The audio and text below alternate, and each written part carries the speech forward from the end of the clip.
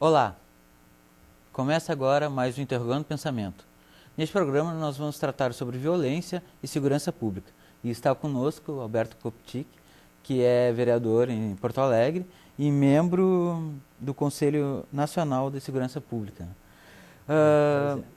Muito obrigado, Alberto, por ter Eu vindo que agradeço participar a do nosso programa. oportunidade de conversarmos. Alberto, é o seguinte, em média são 50 mil homicídios por ano, né? Isso é quase que todas as perdas dos soldados americanos na Guerra do Vietnã, né? Como se pode diminuir esse número excessivo de homicídios no país?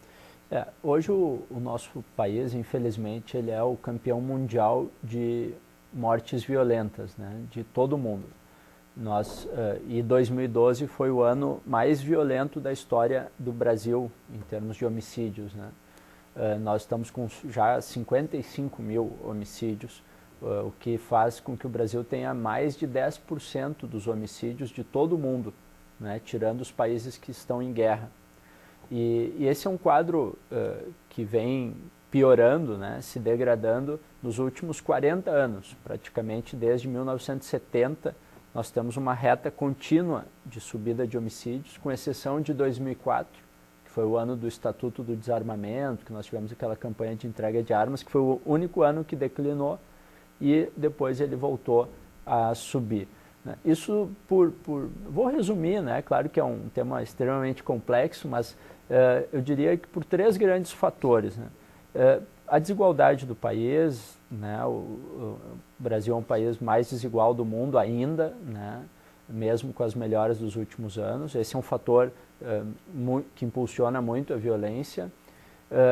E depois a cultura que nós herdamos do período da ditadura, né? Que nos fez com que hoje nós tenhamos uma polícia sem o devido ainda, né, o devido investimento,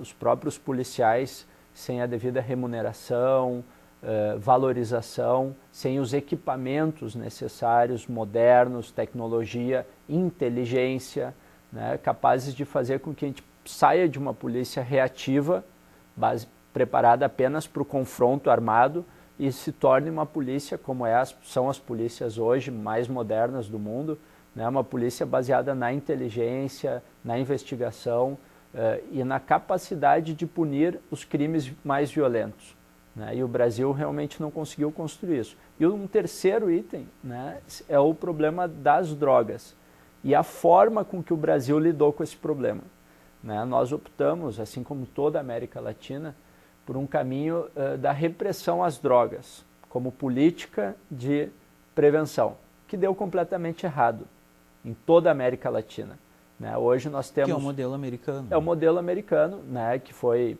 proposto pelo presidente Nixon em 1971, chamado Guerra às Drogas, que é uma ideia que os Estados Unidos mesmo já tinham provado na década de 20, no período da proibição ou da lei seca, que nós todos conhecemos pelo cinema americano, pelos gangsters de Chicago, Al Capone, a corrupção policial.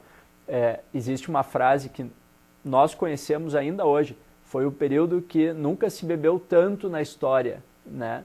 Por quê? Porque não funcionou. Aquela política de proibição, né, das drogas propiciou a criação de todo um mercado paralelo que corrompeu polícias, aumentou homicídios, aumentou o número de presos, exatamente como nós temos hoje, né, nesses últimos 40 anos, né, sem oportunizar o tratamento, a prevenção, a informação para as pessoas, né? Então nós temos uma grande contradição. O álcool, que é a bebida que mais causa violência, segundo todos os indicadores da Organização Mundial da Saúde, né? Um estudo recente, 42% das vítimas de homicídio, tinham álcool no sangue, né? Então a gente pensa muito em outras drogas, né, entre aspas, mais pesadas, mas o álcool é totalmente liberado no país sem nenhum tipo de regulação, tem propaganda na TV, né, totalmente liberado. As chamadas drogas ilícitas encarcera, aumentando cada vez mais as penas. As pessoas acham que a pena é branda, a pena vem subindo há 40 anos em relação ao delito de tráfico de drogas, né? Nós estamos hoje já com uma população de 600 mil presos, mais de 500 mil mandados de prisão em aberto, quer dizer, nós teríamos a necessidade já de mais de 1.100.000 espaços, né, vagas no sistema prisional. E cada vez que a gente coloca um jovem lá, que estava vendendo droga e não o grande traficante, aquele jovem se relaciona com o crime organizado e é mais um para o exército da violência e assim por diante. Pois é, eu estava lendo um texto do Luiz Eduardo Soares e ele comentou que o Brasil tem a terceira maior população carcerária do mundo, né? E apenas 8% dos crimes são elucidados, né? Dos homicídios, né? Dos homicídios, E que nós seguimos, a polícia segue o modelo do exército. Quer dizer, como é que se pode mudar essa mentalidade e esse modo de combater o crime? Tornar o foco na prevenção mesmo. Essa constatação, né, do Luiz Eduardo Soares, que foi um dos escritores do Tropa de Elite, eu recomendo a todos, né, na internet, conhecer um pouco das ideias dele. Ele exatamente coloca muito bem. Hoje o Brasil é o país que tem a população carcerária que mais cresce do mundo. Muito em breve nós vamos passar a China, que tem 1 milhão de presos, né? E só não vamos chegar nos Estados Unidos, que tem 2,5 milhões, né, de pessoas. Por outro lado, isso que é muito interessante do resultado da guerra às drogas, que todo o aparato policial ele foi reprimir a circulação de drogas e ele se esqueceu da repressão aos crimes contra a vida. Né? Hoje é muito comum um raciocínio que eu quero fazer aqui com os nossos telespectadores, que é o seguinte: mas a grande maioria dos homicídios é causado pelas drogas, por usuários ou pelo comércio de drogas, certo? Certo. Logo, nós temos que esperar acabar as drogas para diminuir a violência? Errado. Todas as experiências internacionais, e eu dou um exemplo aqui de Nova York, que é muito conhecido, que reduziu em 95% os homicídios em 10 anos. Não diminuiu o consumo de drogas em Nova York. Nova York consome 9 vezes mais cocaína que o Rio de Janeiro. Mas a polícia conseguiu estabelecer um controle e repressão sobre os crimes contra a vida. E controlou a violência, mesmo não tendo controlado, infelizmente, né, o tráfico de drogas. Então são coisas diferentes. A violência ela pode ser controlada e hoje nós sabemos, inclusive como fazer. Por várias experiências internacionais, como Bogotá, Medellín e no Brasil. Né? Nós temos o exemplo de Diadema, em São Paulo, que era a cidade mais violenta do Brasil, as próprias UPPs no Rio de Janeiro. As UPPs não estão reduzindo o consumo de drogas na cidade do Rio, nem são para isso.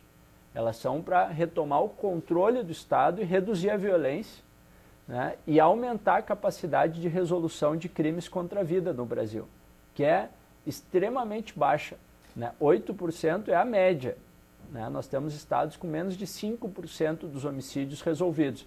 Então, na medida que o homicídio é impune, vale tudo, né? E aí sim o tráfico começa a se utilizar do controle através dos homicídios, e aí nós estamos nessa roda viva, que tem que ser quebrada, né, fortemente. E aqui no Rio Grande do Sul, eu quero até destacar um elemento positivo da situação, que desde o ano passado a Polícia Civil criou as delegacias de homicídio.